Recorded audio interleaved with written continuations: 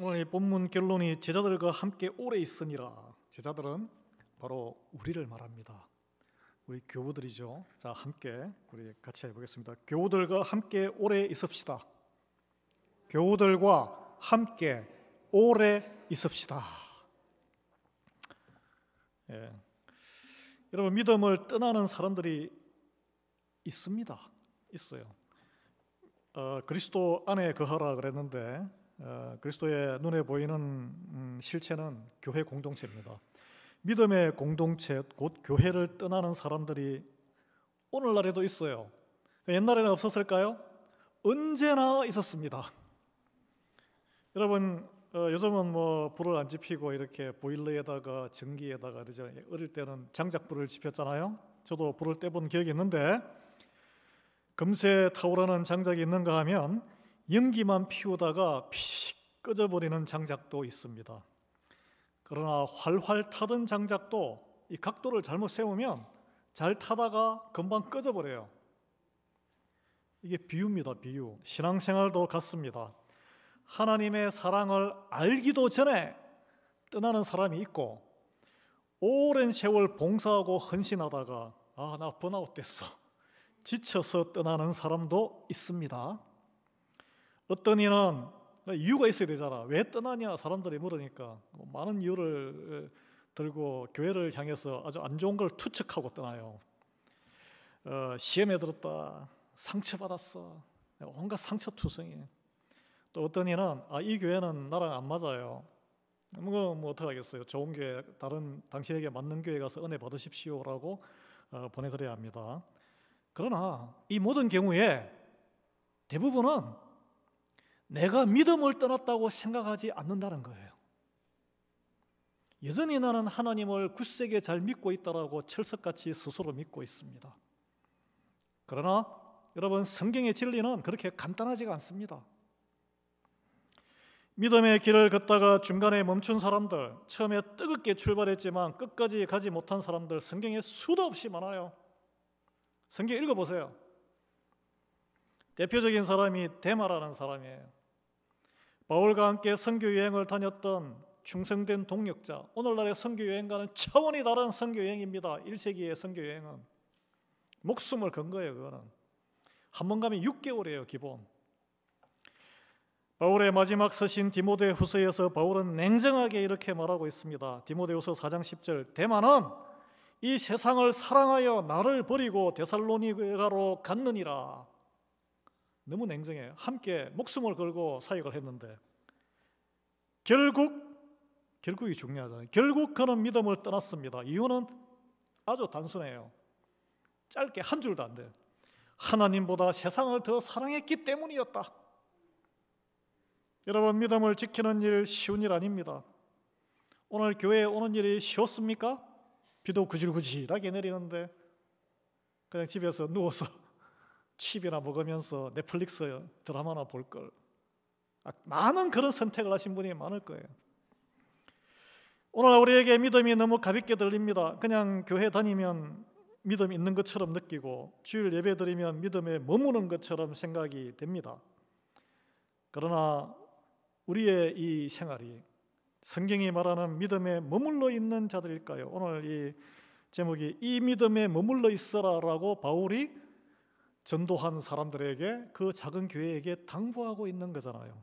믿음에 머물러 있는 것은 무엇일까? 이게 오늘 우리가 같이 한번 나누고 싶은 이야기입니다.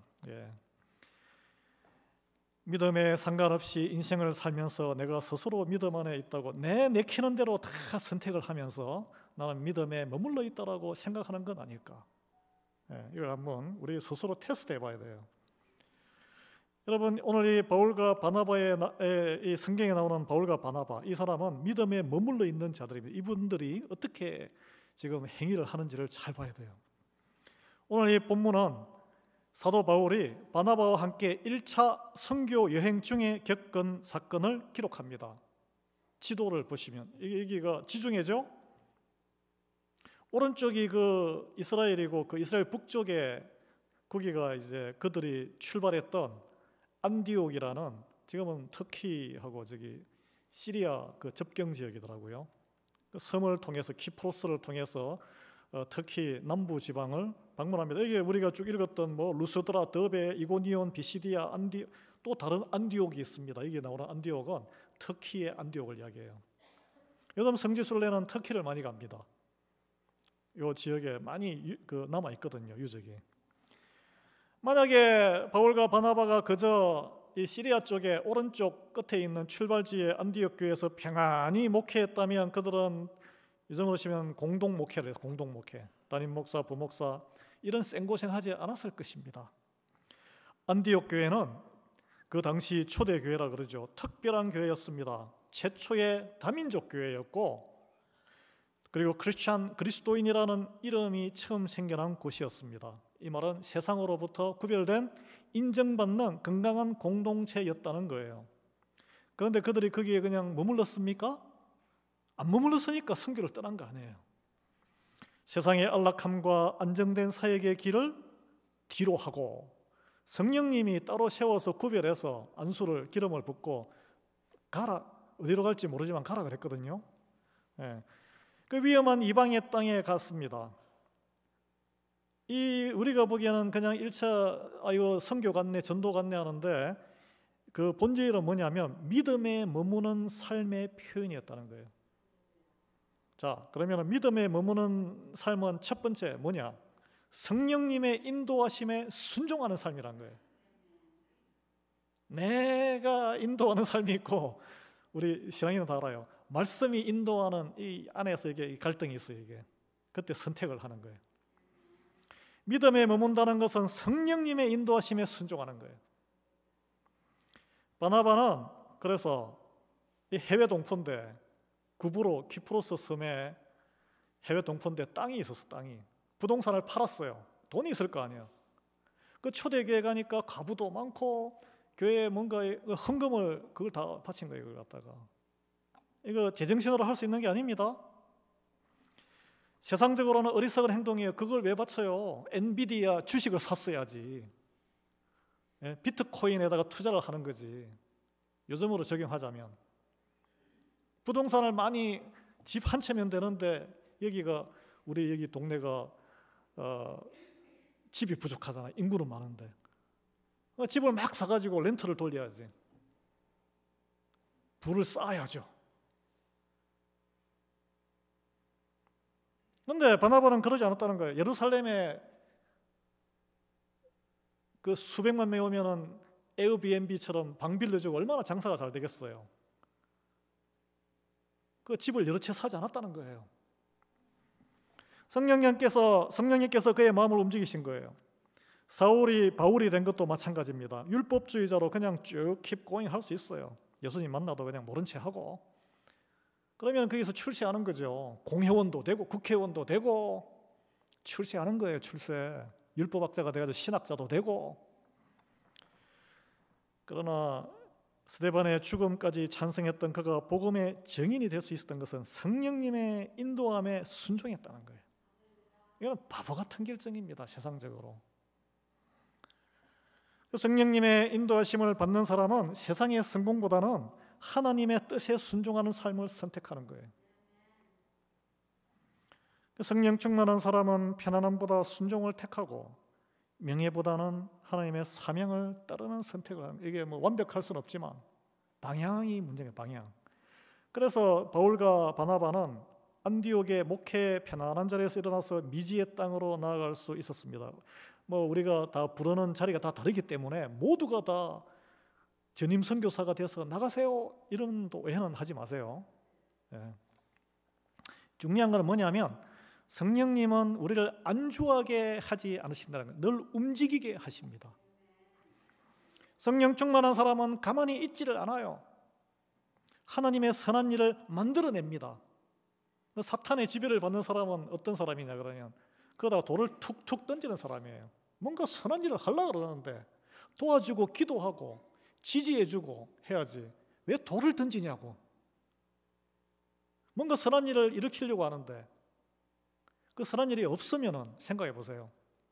황무지예요. 황무지. 한인 사회도 황무지고 교회가 없으면 여기 여러분들 흩어져 살아야 돼요. 그래서 성령님이 하시는 일은 우리가 나아가서 이웃 사랑의 일을 내가 어렵지만 의지적으로 하려고 애쓰는 거예요. 쉽지 않은 일이에요. 내 살기도 힘든데.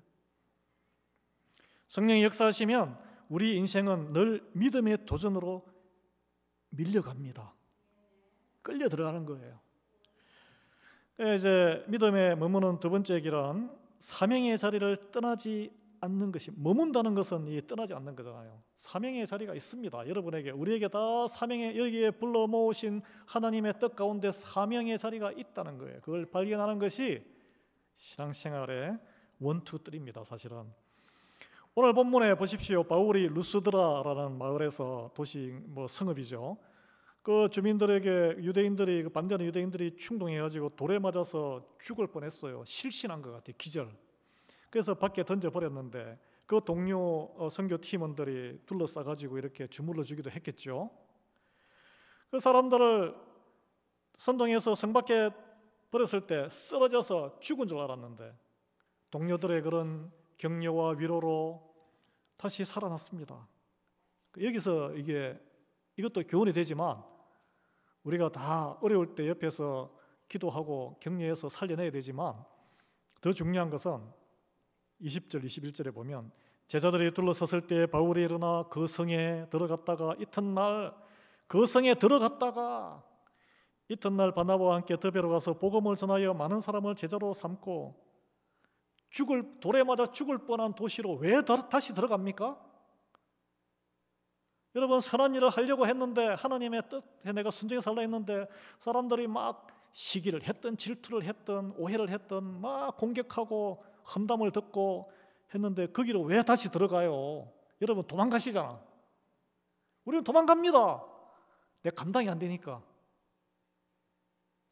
다시 들어갔다는 거예요. 이게 믿음 안에 머무는 선택이란 거예요. 믿음에 머무는 것은 도망치지 않습니다. 거절당해도 비난받아도 배신당해도 하나님의 부르심이 아직 거기에 있다고 생각하면 물러나지 않는 거예요. 외롭겠죠.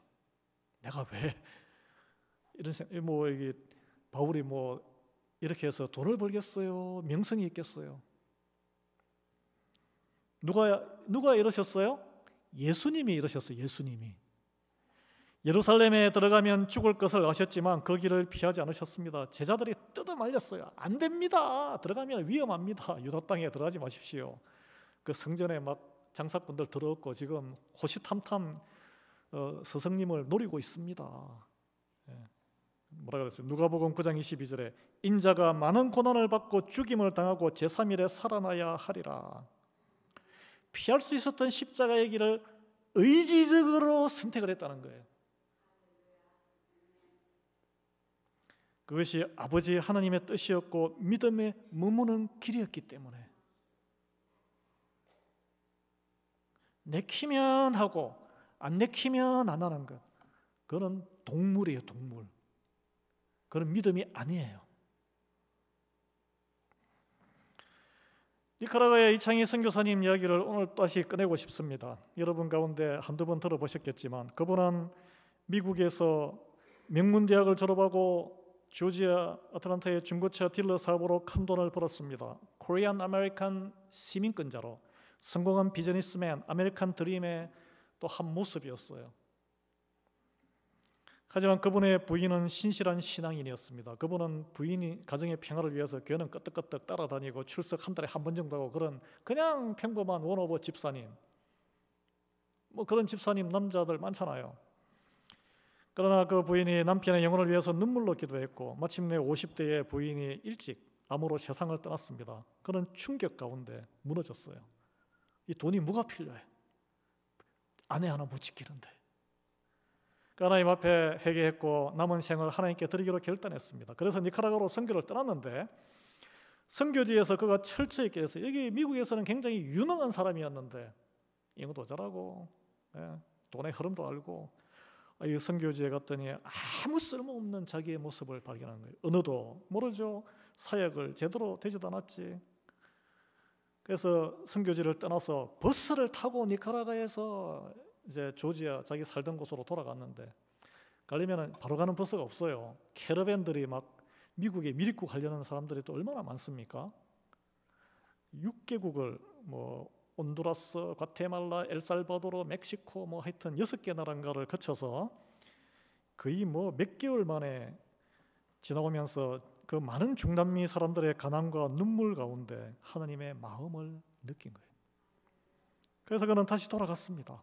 다시 니카라가로, 다시 선교의 자리로 돌아가셨어요. 그 모든 것이 평탄하게 하나님이 아이고 장하다 내 아들, 내가 모든 능력을 부어주마 이랬을까요? 아니에요.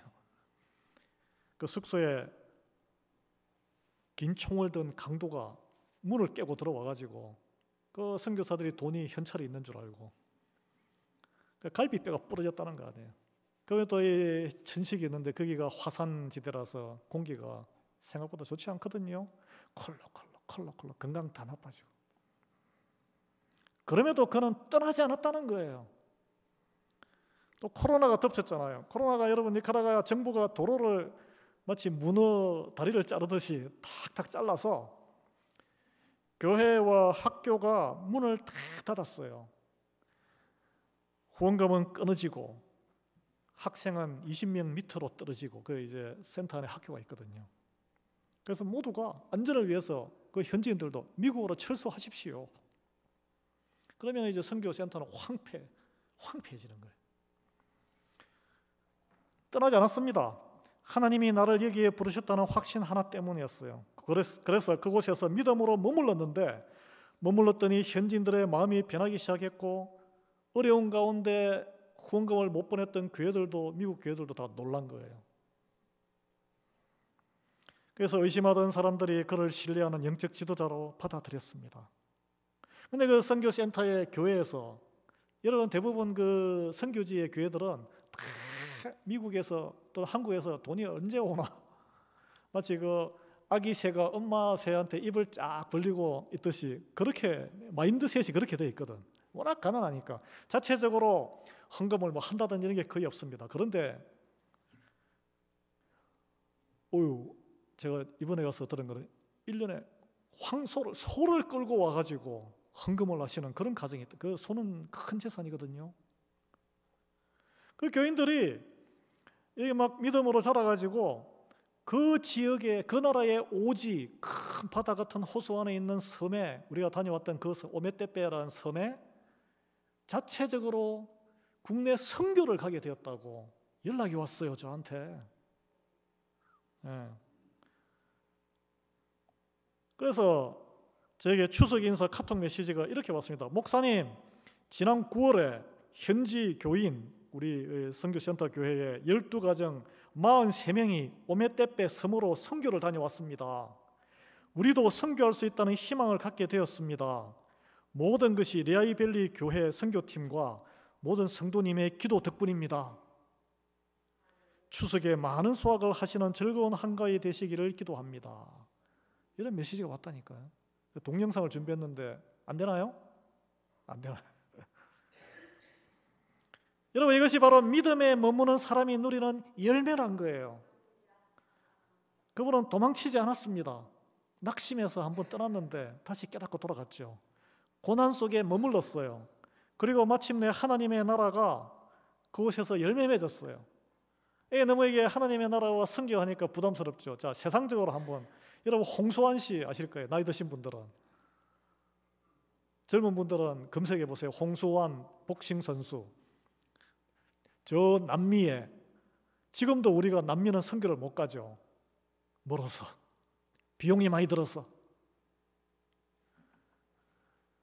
옛날에 라디오로 생중계할 때 거기서 복싱 권투 선수를 챔피언 세계 챔피언 그 게임 했는데 아시잖아. 뭐 그때는 라면 먹고 밥도 제대로 뭐 많이 못 먹고 힘이 약하니까 퍽 맞고 쓰러지고 퍽 맞고 쓰러지고 그럴 때마다 빨딱 일어났잖아요. 7번인가 쓰러졌나요? 8번째 일어나가지고 때려 눕혔잖아요. 7.8기. 그래서 엄마 나 챔피언 먹었어. 조국의 많은 희망, 그 70년대에 어려울 때에 라디오에 귀를 기울이면서 듣는 그 조국의 동포들 생각, 엄마 생각을 하면서 일어나고 싶지 않았을 거예요. 다운되면 머리가 휘잉 할 텐데 일어난 거예요. 여러분, 지금 사명을 받은 자리, 너무 스트레스 받고 힘들어서 이민의 삶이, 관계가 너무 힘들어서 자식이 낳았는데 이거 정말 골치 아파. 남편, 배우자 또는 미국에서 정말 직장 생활하기 이거 너무 힘들어. 아내의 자리, 아빠의 자리, 엄마의 자리, 저도 이제 남편의 자리, 아버지의 자리, 목사의 자리 있잖아요. 저라고 뭐 도망치고 싶은 생각이 없겠습니까? 박차고 멀리 아무도 없는 곳에 그냥 조용히 사라지고 싶다, 이런 생각이 드실 거예요 아마. 장로의 자리, 이 작은 교회 뭐 누가 알아줘. 집사의 자리, 리아이밸리 한인교회 교인의 자리, 저 큰 교회 가면은 번쩍번쩍 모든 게 잘 돼 있는데, 하나님의 자녀된 자리, 내가 왜 이 아까운 시간을 왔다 갔다 주일날 3시간이라는 시간을 투입해서 떠나고 싶은 분 있을 거예요 아마.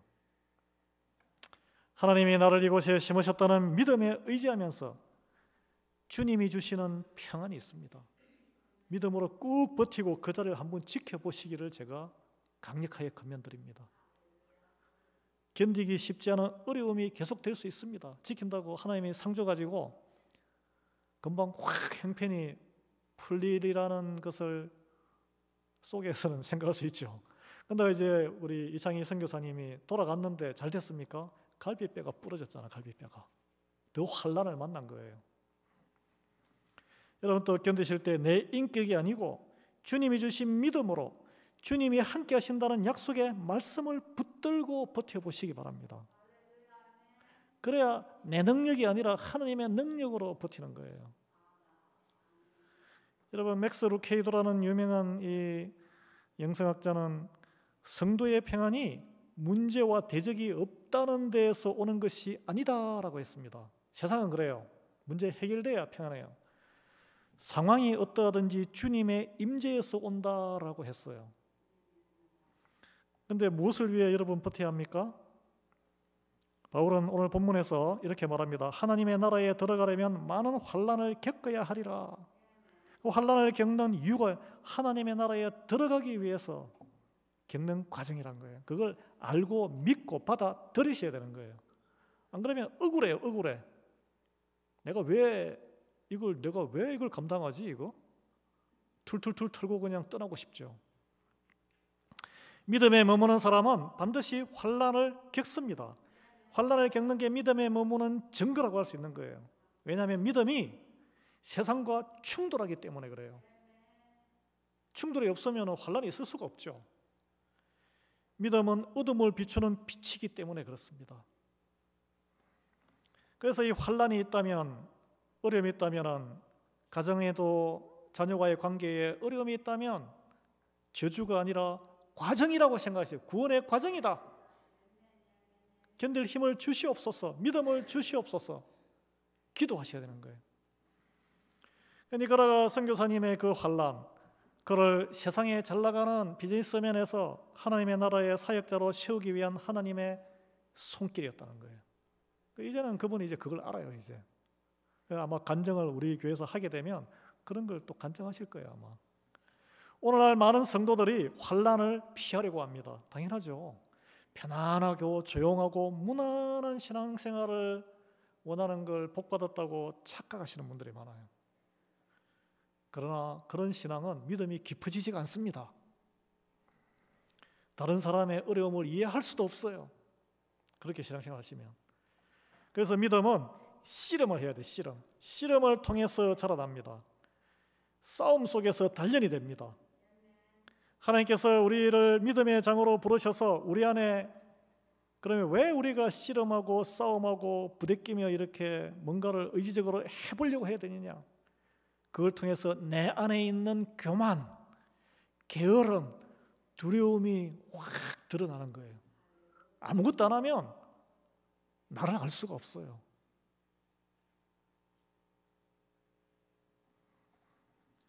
그 가운데 버티는 자가 믿음이 성장하는 거예요.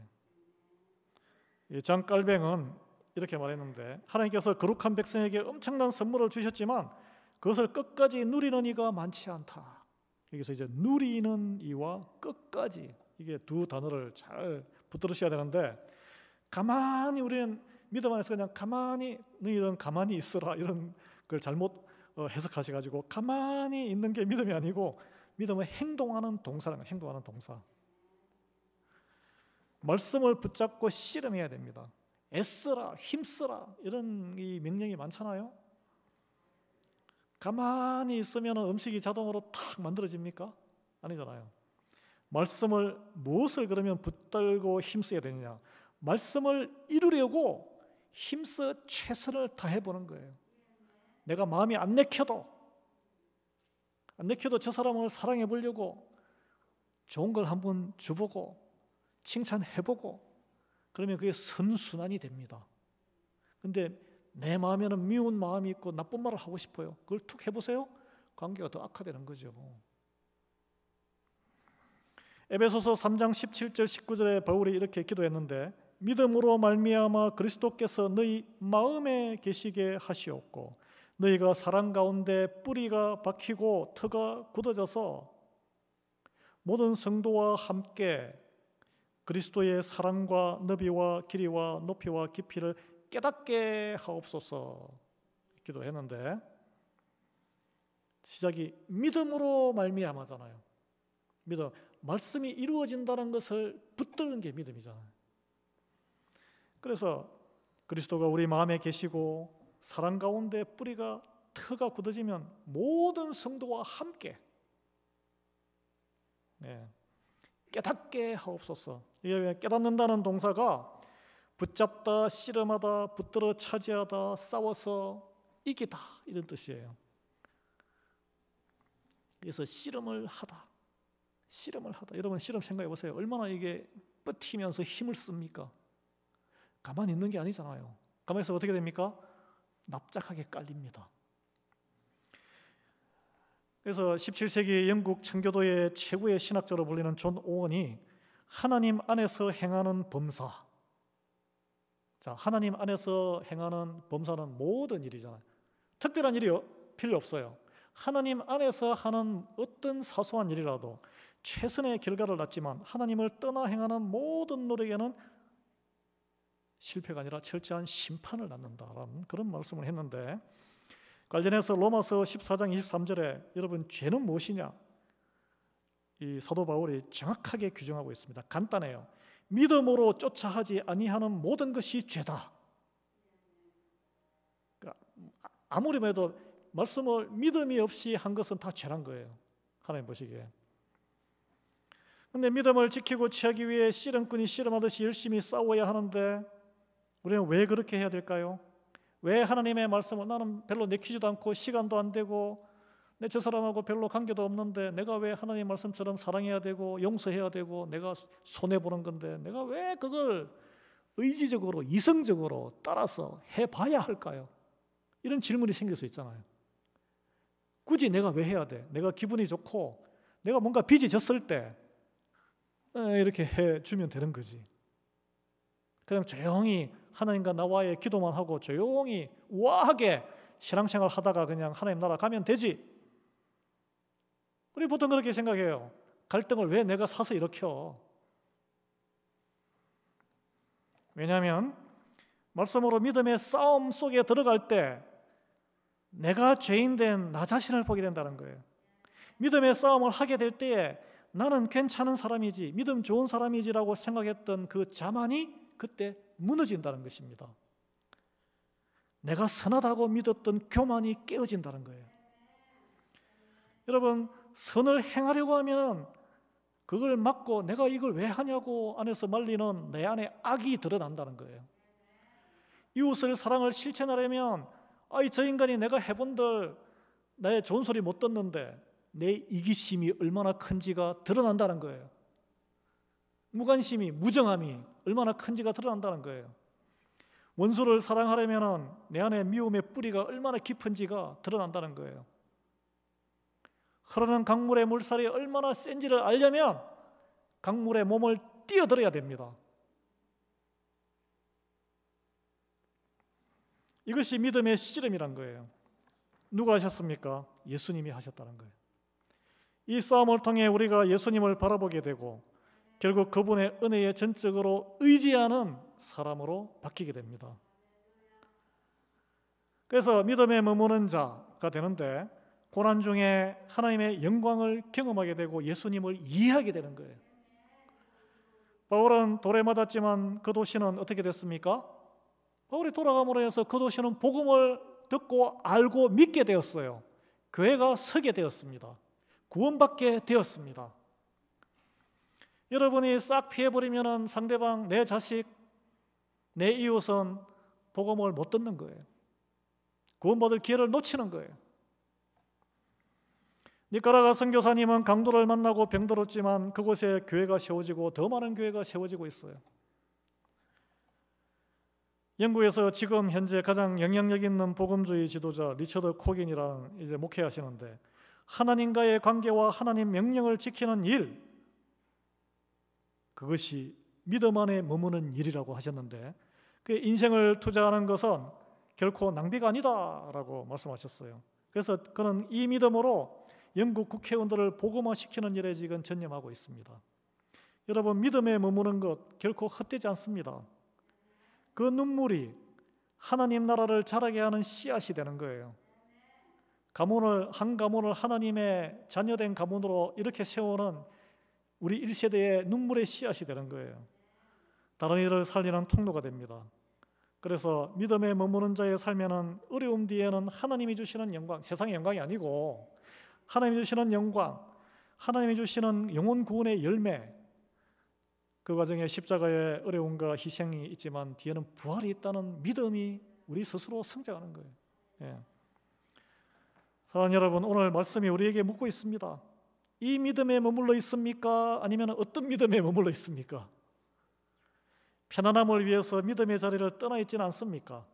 또는 환난과 관계의 불편을 위해서 사명된 자리를 축소하거나 피해서 이리저리 도망다니고 있지는 않습니까? 이제 들여다보셔야 되는 거예요. 결론 짓자면 믿음에 머문다는 것은 성령의 인도하심에 순종하는 거예요. 말씀을 보고 듣고 마음에 감동이 있어야 돼요. 성령님이 하시는 역할이에요. 그리고 주신 사명의 자, 내가 서 있는 자리를 잘 지키셔야 돼요. 그리고 어려운 가운데서도 말씀과 씨름하는 삶을 사시려고 애를 쓰셔야 합니다. 예. 그럴 때 우리는 바울이나 니카라가 선교사님처럼 하나님의 나라가 나와 관계된 관계 속에서, 우리 가정에서, 우리 교회에서 기적처럼 이루어지고 확장되는 것을 보게 될 줄 믿습니다. 기도하겠습니다. 하나님 아버지, 오늘 사도행전 14장 말씀을 통해 이 믿음에 머물러 있으라는 주님의 음성을 듣습니다.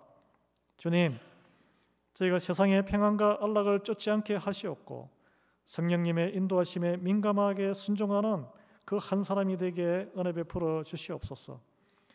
바울이 돌에 맞아 실신하고도 다시 일어나 복음을 전했듯이 저희가 세상 사람들이 던지는 돌과 비판과 그리고 비웃음과 비아냥거림에도 넘어져서 정신이 혼망하고 불쾌하더라도 다시 일어나서 하나님의 선한 일을 향해서 다시 뻘떡 일어나 나아갈 수 있는, 환난 속에 낙심하지 않고 일어서는 믿음을 주시옵소서. 저희가 사명의 자리를 떠나지 않게 하시옵고 시험과 고난 속에서도 주의 부르심에 충실한 그 한 자녀에게 은혜 베풀어 주시기를 간구드립니다. 우리의 게으름과 교만과 두려움을 말씀으로 이기게 하시옵고 말씀을 우리 삶 가운데 이루어지게 씨름하는 가운데 예수님과 더욱 친밀하게 저희를 인도해 주실 줄 믿사옵고 예수 그리스도의 이름으로 기도